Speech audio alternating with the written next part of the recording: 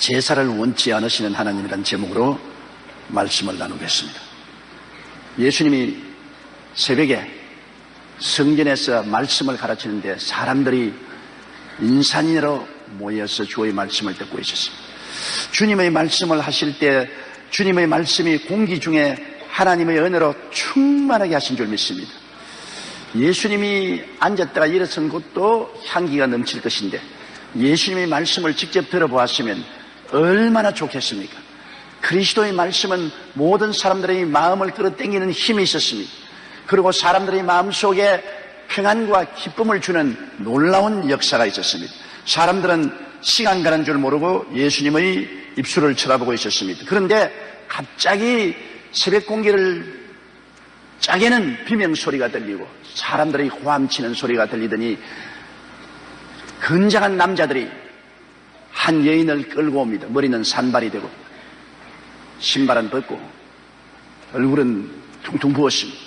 끌고 와서 예수님 발밑에 내어 던지고 그들은 살기 등등하여 번쩍이는 눈을 가지고 예수님 쳐다보면서 말을 했습니다. 이 여자가 가늠하다가 현장에서 잡혔는데 모세의 율법에는 이런 자를 돌로 쳐 죽이라 했습니다. 선생, 당신은 이 여자에 대해서 어떻게 말하겠습니까? 굉장히 어려운 처지에 예수님을 몰아넣습니다.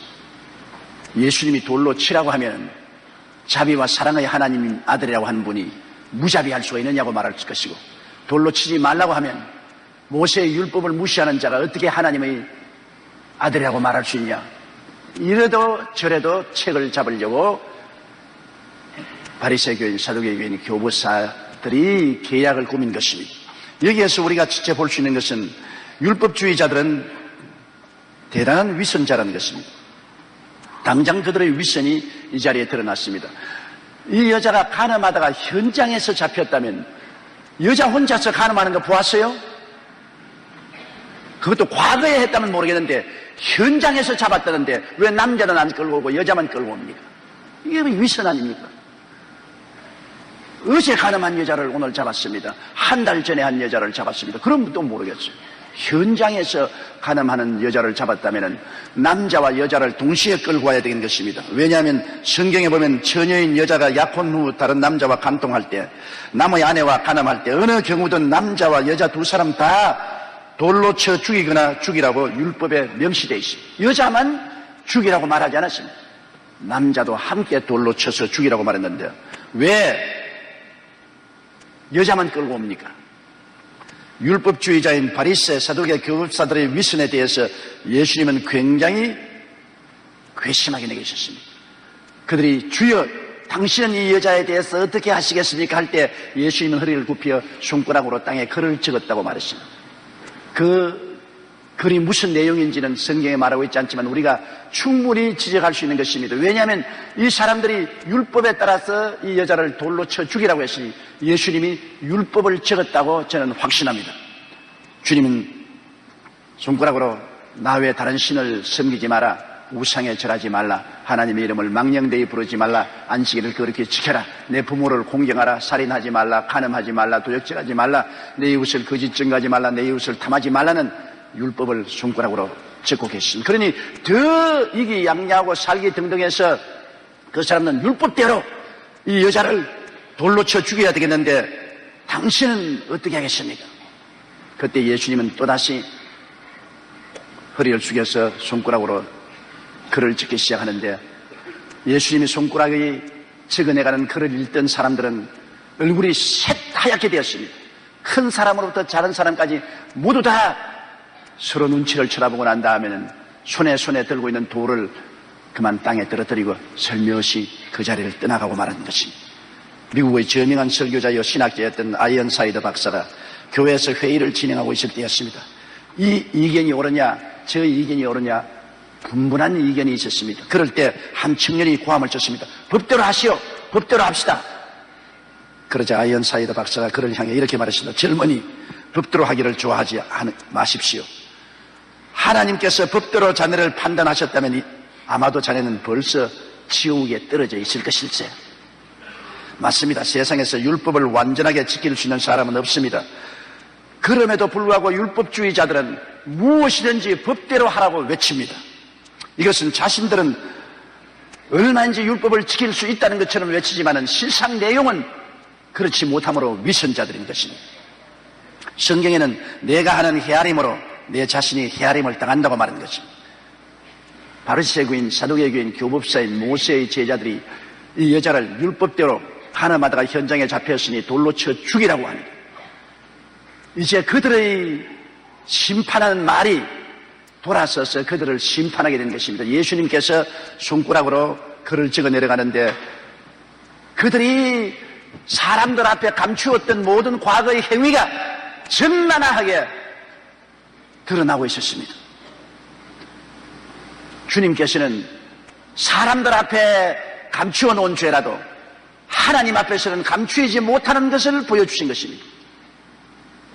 예수님께서는 손가락으로 글을 쓰기를 다 마치고 난 다음에 허리를 펴고 큰 자로부터 적은 자까지 눈을 마주쳐 보시고 난 다음에 장엄한 음성으로 말씀하십니다.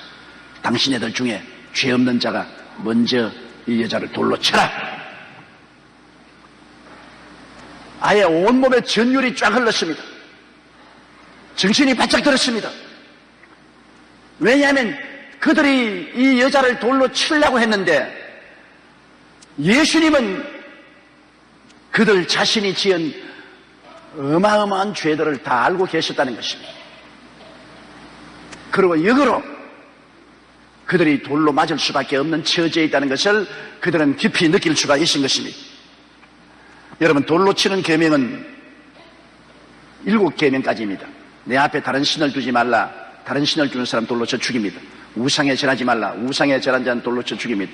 하나님의 이름을 망령되이 부르지 말라. 하나님의 이름을 모욕한 자는 죽입니다. 안식일을 거룩히 지켜라. 안식일을 거룩하면 돌로 쳐 죽입니다. 내 부모를 공경하라. 부모에게 불효한 자는 끌고 나와서 죽였습니다. 살인하지 마라. 살인한 자는 돌로 쳐 죽였습니다. 간음하지 말라. 간음한 자는 돌로 쳐 죽였습니다. 그 다음 도적질하지 말라. 내 이웃을 거짓 증거하지 말라. 내 이웃을 탐하지 말라는 것은 돌로 쳐 죽이는 죄는 아니었습니다. 신명기 17장 7절에 보면 이런 자를 죽이면은 정인이 먼저 그에게 손을 댄 후에 뭇 백성이 손을 댈지니라. 너는 이와 같이 하여 너희 중에 악을 제할지니라고 말한 것입니다. 그런데 이 여자를 예수께 끌고 온 바리새교인, 사두개교인, 교법사들은 제1계명으로부터 제4계명까지는 자신만만했습니다. 바리새 교인들은 절대로 다른 신을 두지 않습니다. 우상에 절하지 않습니다. 하나님의 이름을 망령되이 부르지 않습니다. 그들은 철저히 안식일을 지키는 사람입니다.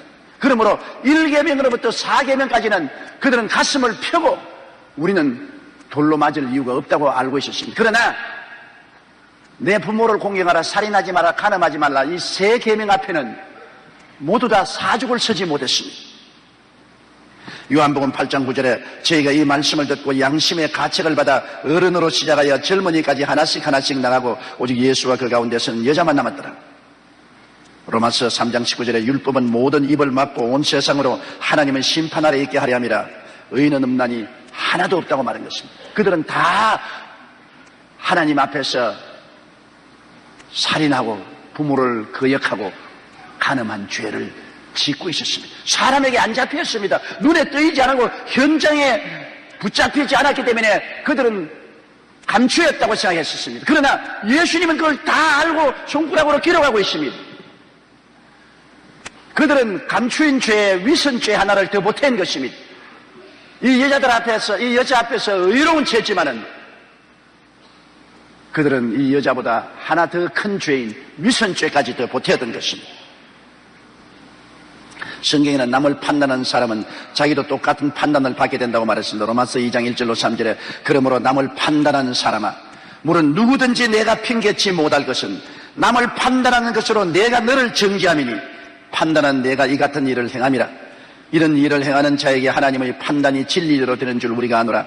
이런 일을 행하는 자를 판단하고도 같은 일을 행하는 사람아, 내가 하나님의 판단을 피할 줄로 생각하느냐. 사람은 자기 행위는 타당화하면서 남의 행위는 판단합니다. 그러나 남의 행위를 판단하는 그 판단으로 자기를 판단하는 것입니다. 모세의 제자인 바리새교인, 사두개인, 교법사들이 가늠하다가 현장에 잡혔다고 이 여자를 판단하고 돌로 치려고 할 때 예수님은 저들이 숨어서 저지른 죄를, 비밀한 죄를 손가락으로 드러내니까 자기들의 판단한 그것이 오히려 스스로를 판단한 죄가 되는 것을 깨닫고 혼비백산했습니다. 도를 버리고 도망을 칠 수밖에 없었습니다. 존 맥스웰 목사님이 지은 관계의 기술이라는 책에 보면 이런 내용이 나옵니다. 다른 사람이 시간을 끌면 느린 것이라고, 내가 시간을 끌면 철저히 하는 사람이로서 시간을 끈다 그러고, 다른 사람이 일을 하지 않으면 게으른 놈이라고 말하고, 내가 일을 하지 않으면 바쁜 탓으로 그 일을 못했다 그러고, 다른 사람이 시키지 않은 일을 하면 주제넘은 짓이고, 내가 시키지 않은 일을 하면 주덕분이 있는 사람이고, 다른 사람이 예의를 지키지 않으면 무례한 것이고, 내가 예의를 지키지 않으면 창의적인 사람이라고 말하고, 다른 사람이 윗사람을 즐겁게 하면 아첨한다고 말하고, 내가 윗사람을 즐겁게 하면 나는 협조하는 사람이라고 말하고, 다른 사람이 앞서면 규칙을 어긴 것이고, 내가 앞서면 노력에 대한 보상이라고 말합니다. 다른 사람이 손가락질 받을 하면 스캔들이라고 말하고, 자기가 그 짓을 하면 로만스라고 말합니다. 사람들은 모두 다 자기를 타당화합니다.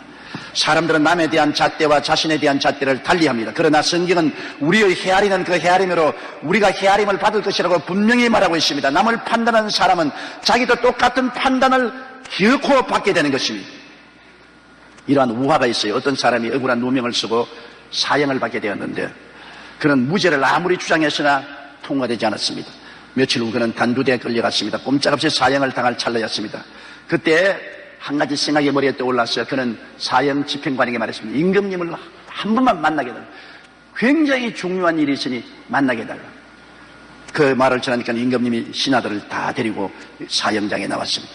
이 사형수가 한 말이, 임금님, 저는 오래 비밀로 가지고 있는 귀한 보화가 있으면서 포켓에서 금덩어리 하나를 꺼집었습니다. 이 금은 특별한 금입니다. 심으면 금나무가 생겨서 금이 열립니다. 그런데 의인이 심어야지 죄인이 심으면 절대로 금이 열리지 않습니다. 저는 이미 죄를 짓고 사형을 받게 되었으니 심어봤자 소용도 없고 또 거둘 시간도 없습니다만 임금님께 드립니다. 임금님은 의로우신 어른이시기 때문에 심으면 금이 주렁주렁 달림으로 임금님이 부자가 될 것입니다.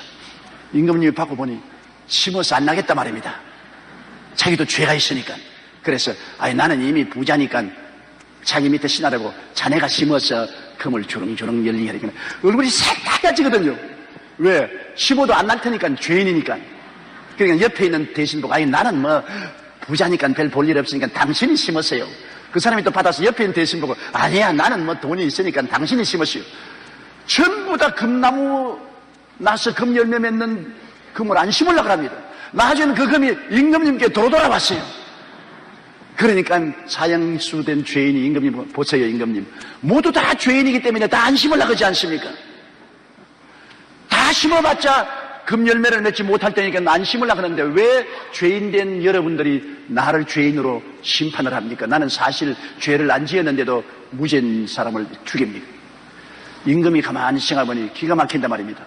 이 사람을 사형에 처했다가는 자기로부터 해서 모두 다 사형을 받아야 되겠단 말입니다. 내가 참 지혜로운 사람이다. 이 사람 지혜 때문에 그만 놔두어라. 그렇게 해서 안 주겠다는 말이 있습니다.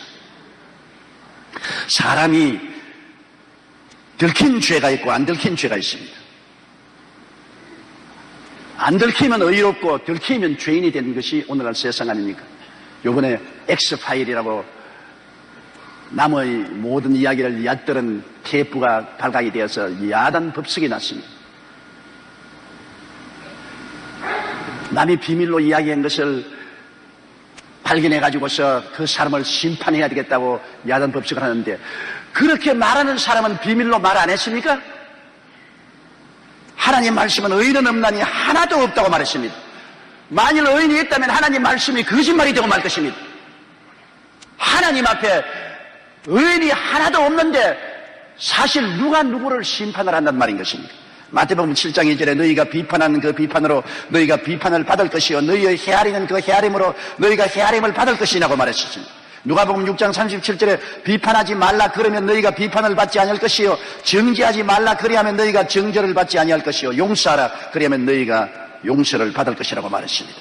내 눈의 들보는 보고 내 형제의 눈의 티를 보지 오보라고 하느냐. 우리는 모두 다 자기는 정당화하고 남은 의심 있는 죄를 봅니다. 자기의 죄는 다 덮고 남의 죄는 핥혀냅니다. 그러나 아담과 하와의 자손들은 모두 다 죄로 말미암아 철저히 부패한 사람입니다. 정도의 차이는 있습니다. 더 많이 부패한 사람과 좀 덜 부패한 사람이 있지만 구린내가 나기는 다 똑같은 사람인 것입니다. 아무도 스스로 의로운 사람은 없는 것입니다. 그러면 주님께서 이 여인을 돌로 치라고 하는데 오히려 돌로 치려고 하는 사람들을 보고서 너희 중에 죄 없는 사람이 먼저 돌로 치라고 이 여인을 변호했다면 예수님은 율법을 무시하는 것입니까? 그렇지가 않습니다.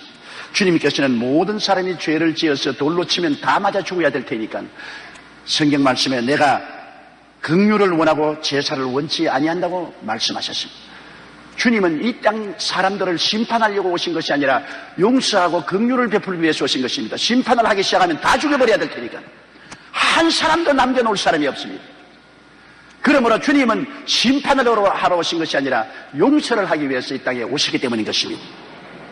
내가 제사를 원치 않는다는 말은 무슨 말입니까? 제사는 정죄와 심판을 말합니다. 사람이 죄를 지었을 때 사람을 죽일 수가 없으므로 짐승을 가지고 와서 속죄제물, 속건제물, 번제물로 죄 지은 사람이 짐승 위에 손을 얹어서 자기 죄를 짐승에게 다 전가시키고 그리고 짐승을 하나님 앞에서 잡아서 피를 흘리고 그 몸을 태워서 제물로 드린 것입니다. 이러므로 사람 대신 짐승이 정죄를 받고 심판을 받아 죽은 것입니다. 그러므로 제사는 바로 정죄하고 심판하는 것입니다. 예수님께서는 내가 정죄하고 심판하는 것을 원하지 않는다. 아담의 자손치고 정죄 안 받을 사람이 없고 심판 안 받을 사람이 아무도 없기 때문인 것입니다. 주님이 원하는 것은 내가 긍휼을 원하고 심판을 원치 않는다. 긍휼은 뭡니까? 긍휼은 용서와 사랑을 말하는 것입니다. 마태복음 9장 13절에 너희가 가서 내가 긍휼을 원하고 제사를 원치 아니하라 하신 뜻이 무엇인지 배우라. 내가 의인을 부르러 온 것이 아니요 죄인을 부르러 왔다. 죄인을 심판해서 죽여버리면 부를 필요도 없습니다. 죄인을 불러서 구원하려 오시기 때문에 주님은 긍휼을 가지고 오셨지 정죄와 심판을 가지고 오지 아니한 것입니다. 정죄와 심판을 가지고 왔으면 전부 다 돌로서 때려쳐야 되는데 죽고 난 사람들을 어떻게 용서하고 긍휼을 베푸고 구원할 수 있겠습니까? 요한복음 13장 34절에 새 계명을 너희에게 주노니 서로 사랑하라. 내가 너를 사랑한 같이 너희도 서로 사랑하라고 말한 것입니다. 감리교의 창시자였던 웨슬리가 길을 가다가 한 친구를 만났습니다. 그 친구는 평소에 친하게 지내던 사람과 사이가 나빠서 서로 욕하고 저주하며 원수로 지내고 있다는 것을 알고 있었습니다. 웨슬리는 그 친구에게 이제 웬만하면 그 사람 용서하게 왜 그렇게 미워하느냐. 그러니까 이 사람이 눈에 불을 번쩍이면서 나는 그 사람은 용서할 수 있는데 그 나쁜 놈의 새끼는 내가 언제나 원수를 갚아야 돼. 절대로 내 용서할 수 없어. 그래서 요한 웨슬리가 그래? 그럼 할 수 없지. 그러나 이제부터 너는 절대로 죄를 지어서는 안 된다. 그러니까 내가 세상에 살면서 어떻게 한평생 한 번도 죄를 더 안 지을 수가 있느냐니까 이 사람은 성경에는 우리가 우리에게 죄 지은 자를 사하여 준 것 같이 우리의 죄를 사하여 주옵소서 했기 때문에 네가 이 사람 죄를 용서해 주지 못하면 너는 장차 지은 죄를 절대 용서받지 못함으로 하나님 앞에 나설 수가 없네. 너는 지옥에 떨어질 수밖에 없네. 그 말에 굉장한 충격을 받았습니다. 내가 용서해 안 해주면 나도 하나님께 용서를 못 받을 테니까. 그래서 그가 크게 마음을 회심하고 자기의 친구의 죄를 용서해 주었다는 그러한 말을 했었습니다. 우리가 다른 사람을 판단하고 용서하지 못하면 그 판단으로 우리가 판단을 받고 용서받지 못하는 사람이 되고 마는 것입니다. 주님이 이 여자를 정죄하지 아니하고 심판하지 않은 이유가 어디에 있습니까? 주님은 이 여자를 보았습니다. 모든 이 여자를 정죄하고 심판한 사람이 다 도망을 쳐버리고 그 주변엔 돌멩이와 나무 막대기만 흩어져 있었습니다. 주님이 여자를 보고 고개를 들라 주위를 살펴보라. 너를 정죄하는 자가 있느냐? 돌아보니 아무도 없어요. 여자가 어리둥절해서 주님을 쳐다보고 정죄하는 자가 없습니다. 예수님께서 나도 너를 정죄하지 아니한다. 집에 돌아가서 다시 죄 짓지 마라. 왜 주님이 정죄하지 않았습니까? 그것은 예수님께서 이 여자의 죄를 대신 짊어지고 제물이 되어 오셨기 때문인 것입니다. 왜 예수님이 우리 정죄 안 하십니까? 예수님이 우리의 죄가를 대신 짊어지고 당신이 정죄받고 심판받을 제물로 왔기 때문에 주님은 정죄하지 않고 용서하기를 원하시는 것입니다. 마태복음 26장 28절에 이것은 죄사함을 얻게 하려고 많은 사람을 위하여 흘리는 바 나의 피 곧 언약의 피라고 말했었습니다. 요한일서 2장 2절에 저는 우리 죄를 위한 화목 제물이니 우리만 위할 뿐 아니요 온 세상의 죄를 위하심이라고 말한 것입니다. 주님께서 우리의 죄를 정죄하고 심판하지 아니하는 이유는 주님이 이미 우리 대신해서 정죄를 받고 심판을 받은 제물이 되었기 때문인 것입니다. 예수님께서 십자가를 통하여 율법의 정죄와 심판을 다 청산해버린 것입니다. 주님이 마지막으로 내가 다 이루었다고 말할 때 내 개인이나 우리 인류의 모든 죄를 당신이 다 정죄받고 당신이 주님 앞에서 심판을 받아 몸짓고 피 흘려 죽음으로써 다 청산해버리기 때문에 주님의 몸을 통하여 우리는 무죄 백방된 사람들이 된 것입니다. 우리는 무죄하게 되어버리고 마는 것입니다. 이제 우리에게 정죄할 죄가 없습니다. 우리에게 용서가 덮어 씌워졌기 때문인 것입니다. 하나님이 우리를 보실 때 용서를 통해서 보시고 긍휼과 자비를 통해서 보시지 우리를 정죄하고 심판할 수 없는 것은 예수님이 우리 대신해서 정죄를 받고 심판을 당하기 때문인 것입니다. 하나님의 아들이 하늘과 땅과 세계와 그 가운데 모든 것을 지으신 전지 전능 무소부지하신 하나님이 우리를 위해서 정죄당하시고 심판당해서 피 흘리고 죽었다가 부활하셨으므로 다 청산되어 버리고 마는 것입니다. 이러므로 이제 예수님이 우리를 보실 때는 정죄하려고 보시지 않고 용서하려고 보시며 심판하려고 보지 아니하시고 구원하려고 보시는 것입니다. 갈라디아서 4장 4절 5절에 때가 참이 하나님이 그 아들을 보내사 여자에게 나게 하시고 율법 아래에 나게 하신 것은 율법 아래에 있는 자들을 속량하시고 우리로 아들의 명분을 얻게 하려 하심이라.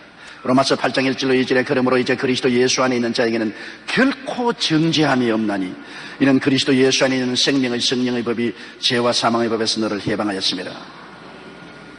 그래서 이제는 율법이 와서 우리를 아무리 정죄하려고 해도 예수님이 내가 대신 받았다. 심판해도 내가 대신 심판받았다. 죽이려 해도 내가 대신 죽었다. 예수 계신 곳에는 정죄도 할 수 없고 심판도 할 수 없고 죽일 수도 없습니다. 예수님 밖에 있으면 그것은 비 올 때 우산 밖에 있는 것처럼 비를 노박 맞지만은 우산 안에 있는데 아무리 정죄해도 예수님이 내가 정죄당했다. 심판해도 내가 이 사람 대신 심판받았다. 돌로 때리려 해도 내가 대신 맞았다. 그러므로 율법의 정죄와 심판과 사형 선고는 예수 믿는 사람에게는 아무 효과가 없습니다. 예수님 밖에 있는 사람에게는 정죄 있고 심판 있고 죽음이 있지만은 예수님 안에 있는 사람은 용서와 구원과 사랑밖에는 없는 것입니다.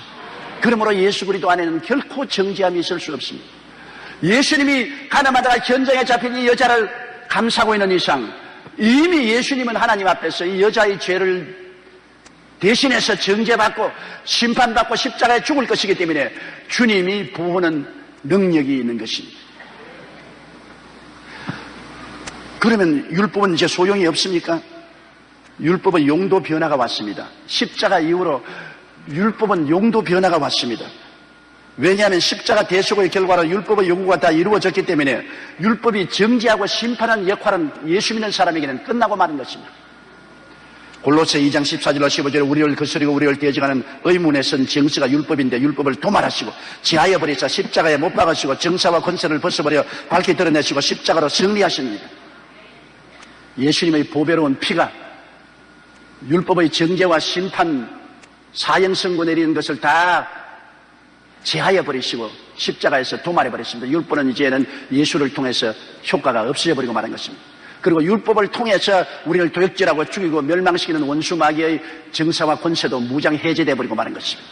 예수님의 보혈 앞에 두 가지 큰 사건이 일어났습니다. 죄가 용서를 받고 율법의 모든 효과가 무효가 되어버린 동시에 죄를 통해서 우리를 도역질하고 죽이고 멸망시키는 마귀의 정사와 권세가 무장 해제되어 버리고 말았다는 것입니다. 그러므로 십자가는 우리에게 얼마나 큰 해방과 자유를 주는지 모릅니다.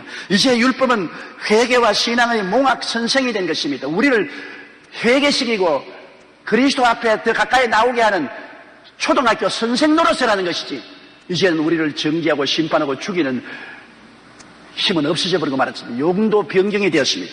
갈라디아서 3장 23절로 26절에 믿음이 오기 전에 우리가 율법 아래 매인받고 계시될 믿음의 때까지 갇혔느니라. 이와 같이 율법이 우리를 그리스도에게로 인도하는 몽학 선생이 되어 우리로 하여금 믿음으로 말미암아 의롭다함을 얻게 하려 함이라. 믿음이 온 후로는 우리가 몽학 선생 아래 있지 아니하도다. 너희가 다 믿음으로 말미암아 그리스도 예수 안에서 하나님의 아들이 되었다고 말씀하고 있는 것입니다. 종교개혁자 칼빈은 율법의 삼중 직무에 대해서 다음과 같이 말했습니다. 첫째, 율법은 우리의 죄악을 폭로하는 거울과 같다.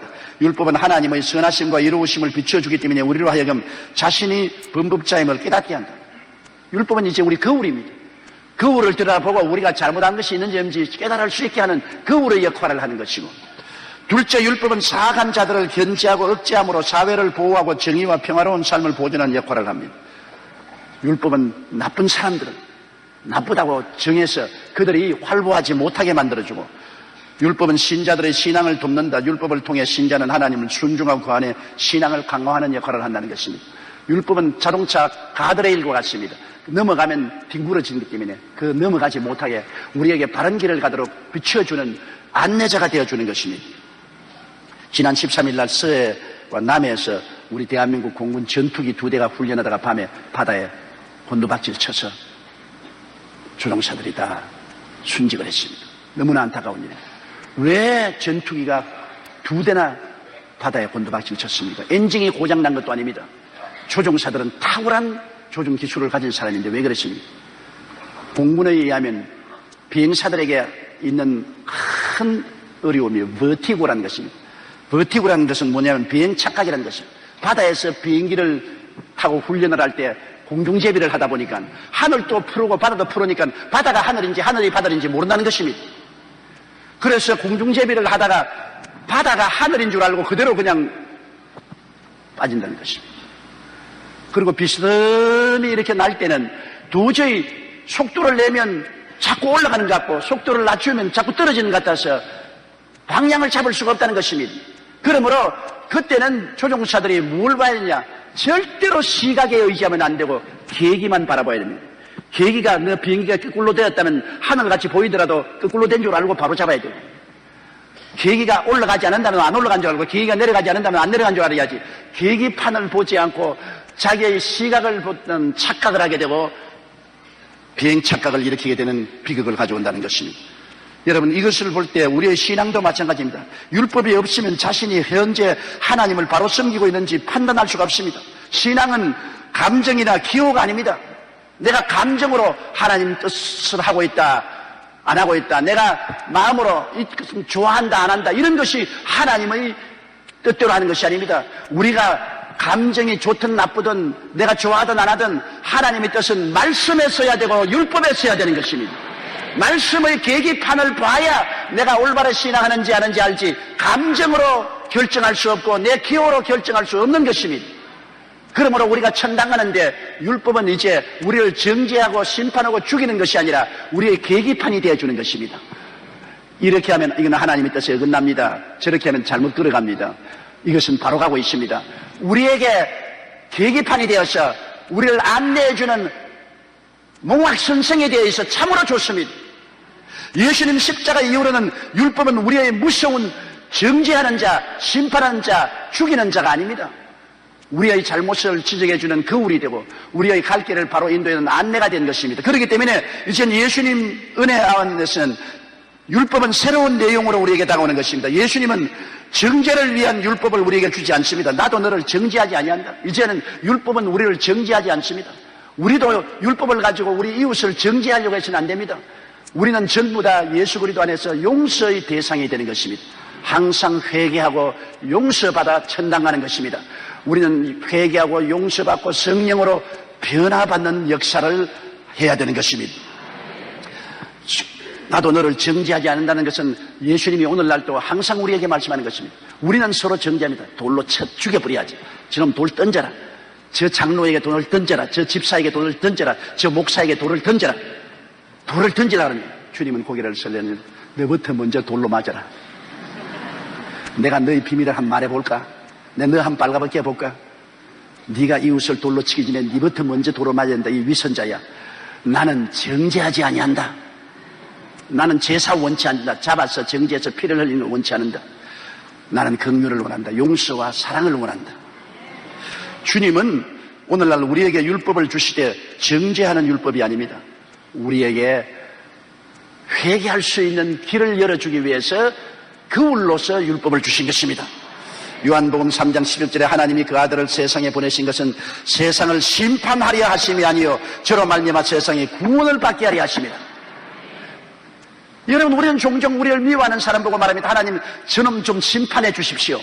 그만 꽉 쥐어박아서 죽든지 교통사고가 나든지 집안에 큰 우환과 질고가 나고 환란이 나게 해 주십시오. 그러면 주님이 말씀합니다. 내가 내 아들을 보내신 것은 심판을 하려 온 것이 아니라 구원하러 왔다. 죽여버리면 어떻게 구원하나? 오늘날 우리가 사는 시대는 정죄와 심판의 시대가 아니라 회개와 용서와 구원의 시대인 것입니다. 그렇기 때문에 주님은 오래 참고 회개시키고 그리고 구원시키는 것입니다. 사람을 회개시키는데 하루아침에 되지 않습니다.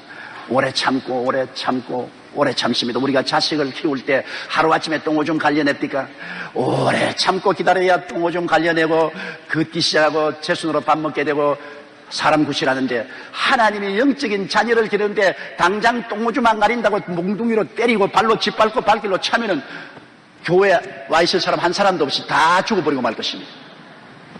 주님은 말씀합니다. 내가 제사를 원치 아니한다. 정죄와 심판과 죽이는 것을 원하지 않는다. 나는 긍휼을 원한다. 용서하고 또 참고 용서해서 구원받게 하기를 원한다고 말씀하시는 것입니다. 그러므로 우리는 율법은 우리를 바로 고치는 용서의 길을 여는 거울이라는 것을 알고 율법으로서 남을 죽이려고 하지 말아야 되는 것입니다. 영국 교회가 뉴질랜드에 헌신적인 선교사를 보냈습니다. 몇 년 동안 그 선교사는 힘써 일하고 많은 사람을 주교로 인도했습니다. 한 번은 주일 아침에 설교를 하고 성찬 예배를 드리는데 성도 중에 야만 부족 소속으로 회심한 지 얼마 되지 않은 사람이 있었습니다. 그런데 그가 성찬을 받기 위해 무릎을 꿇어서 성찬의 떡과 잔을 받으려고 하다가 뒤를 힐끗 쳐다보더니면 그냥 화락떡 일어나서 손살같이 밖으로 뛰어나가거든요. 성찬이 거의 다 끝날 때쯤 되어서 도로 돌아와서 그는 씩씩거리면서 무릎을 꿇어서 성찬의 떡과 잔을 받거든요. 그래 예배가 패러고 난 다음 목사님이 물었습니다. 왜 성찬을 받으려고 하다 말고 뛰어나가서 한참 있다가 씩씩거리고 들어와서 나중에 성찬 받았냐니까, 목사님, 내가 성찬을 받으려고 무릎을 꿇면서 뒤를 돌아보니 뒤에 있는 놈은 우리와 다른 부족으로서 우리 아버지를 죽여서 심장에 피를 빨아먹은 놈입니다. 나는 내 목숨이 붙어하는 이상 우리 아버지를 죽여서 심장에 피를 빨아먹은 그 사람을 죽이려고 결심을 했는데 그 사람이 내 뒤에 서서 성찬을 받으려고 기다리고 있기 때문에 기회가 왔다고 죽이려고 난 밖으로 뛰어나가서 무기를 구했습니다. 내가 몽둥이를 손에 들고 들어와서 그 사람을 쳐 죽이려고 몽둥이를 손에 잡을 때 내 눈앞에 나타나는 것은 십자가에 못 박여 척 늘어진 예수님인 것입니다. 예수님은 당신을 욕하고 침뱉고 당신을 십자가에 못 박은 사람들을 향해서 아버지여, 저들이 알지 못해서 저러니 저들의 죄를 용서하여 주시옵소서. 그리스도는 자기를 죽인 사람을 용서하는 그 모습이 나타나면서 내 마음속에서 칼이 땅에 툭 떨어지고 마는 것입니다.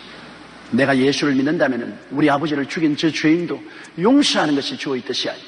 그래서 회개하고 돌아서 와서 나는 다시 성찬을 받아들이게 되었습니다. 그렇게 말했습니다.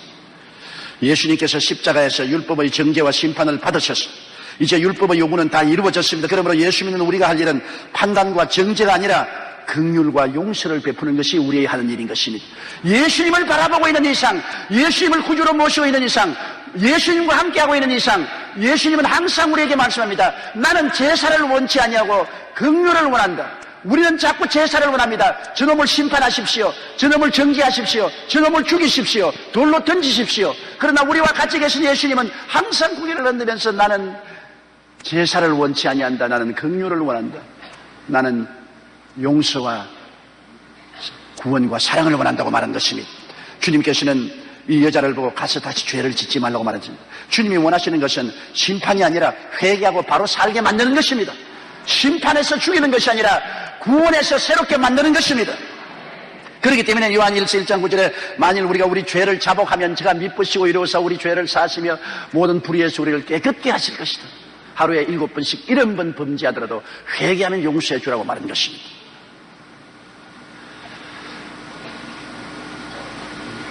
중국 선교의 아버지라 불리는 허드슨 테일러가 중국에서 선교를 하다가 한 번은 여행을 가야 되는데 돌아보니 집에서 일하던 중국 사람이 물건을 홀딱 훔쳐가 버렸어요.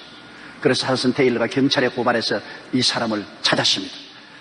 그래서 이 사람에게 허드슨 테일러가 편지를 썼습니다. 나는 물건이 아까워 당신을 잡으려는 것이 아닙니다. 당신의 영혼이 아까워서 편지를 씁니다. 나는 이미 당신을 용서했으니 당신도 회개하여 하나님의 용서를 받고 바르게 사시기 바랍니다. 당신이 용서받고 바르게 살게 하기 위해서 내가 경찰에 고발해서 편지를 씁니다.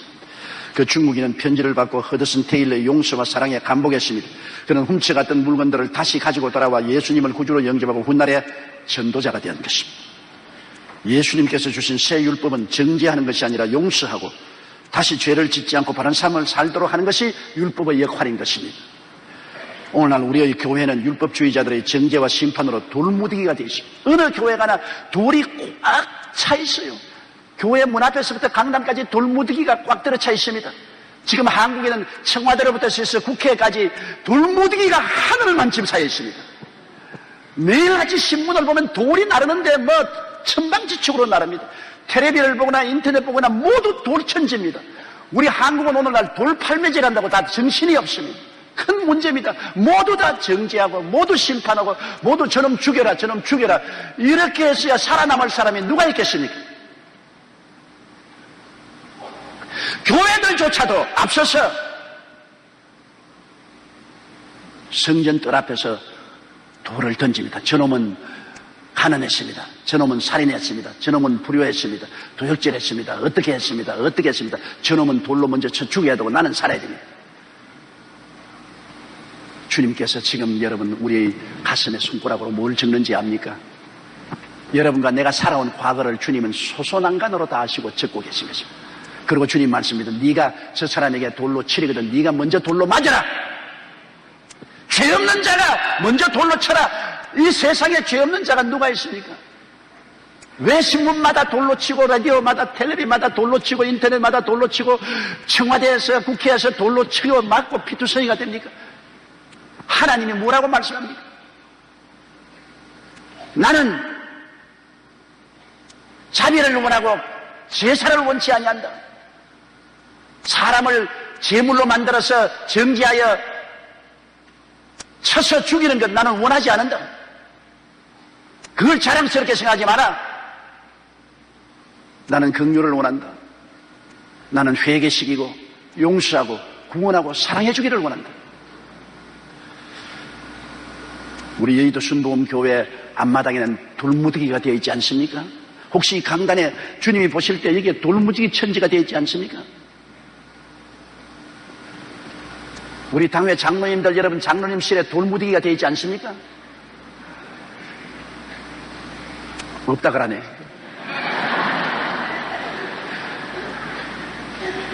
성도 여러분의 가정에 돌무더기가 되어 있지 않습니까? 나는 하나님 앞에 의로운 사람입니다. 하나님이 나를 사랑하십니다. 나의 기도는 술술 잘 나오고 하나님이 들어주십니다. 돌무더기에 앉아서 손에 돌을 들고 아무리 기도해봤자 하나님은 들어주지 아니하시는 것입니다. 남편 여러분, 아내를 향한 돌을 제끼십시오. 아내 여러분, 남편을 향한 돌을 제끼십시오.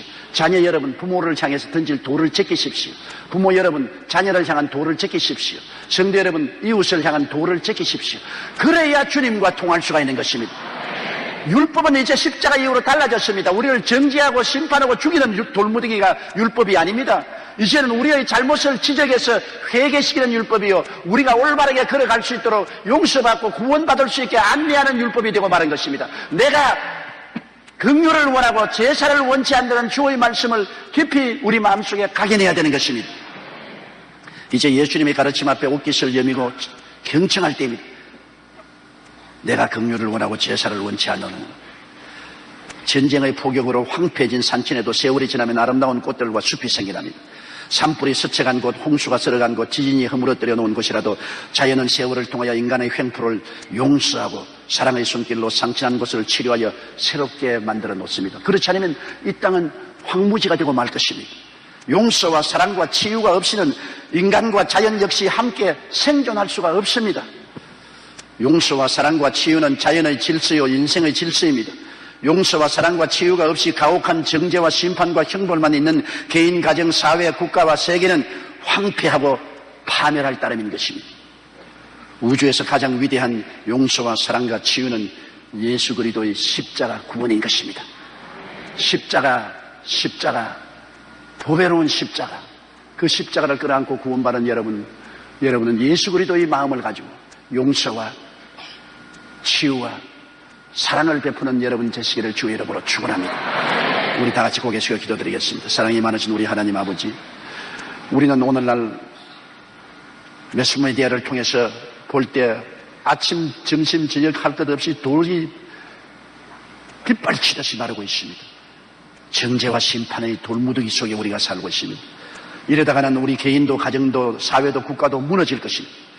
만인이 만인을 대적하고 만인이 만인을 돌로 치면 살아남을 자가 누가 있겠습니까? 아버지 예수님의 마음을 받아들이게 도와주시옵소서.